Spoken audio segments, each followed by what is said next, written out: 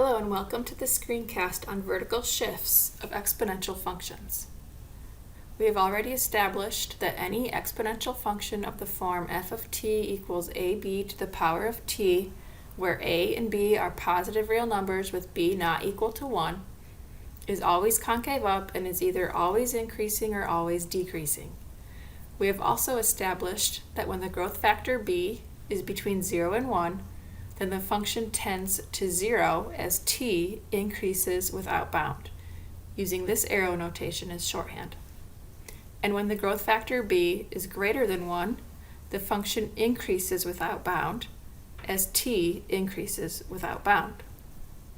Lastly, we've established that the constant a is a vertical scaling of b to the t power, and so the y-intercept is at 0, a.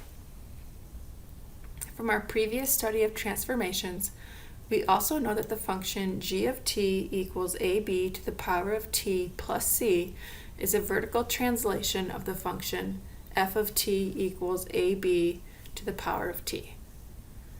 Since a vertical translation does not change the shape of any graph, we expect g will exhibit similar behavior to f.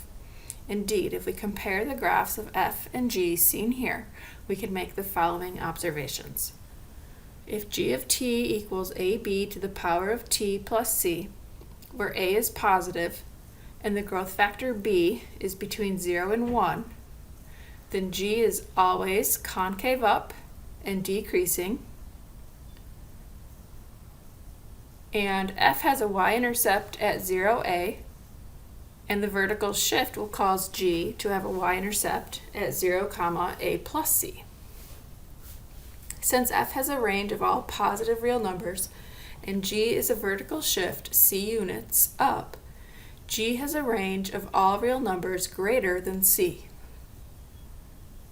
And since g has been shifted vertically c units, we see that g tends to c as t increases without bound. Now let's look at an example of exponential growth that has been shifted down c units.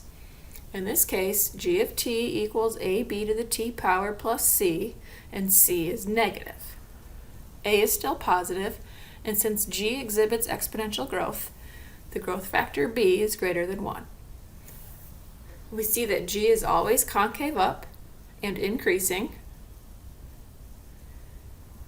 F had a y-intercept at 0a, and the vertical shift will cause g to have a y-intercept at 0, a plus c, where c is negative.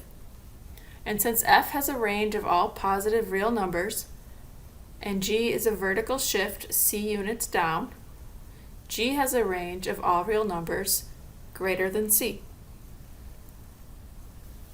And lastly, we can see that g increases without bound as t increases without bound. We have now looked at vertical scaling, reflections across the y-axis, and vertical shifts of f of t equals b to the power of t. In the following video, we will explore how reflections across the x-axis affect the graph of f of t.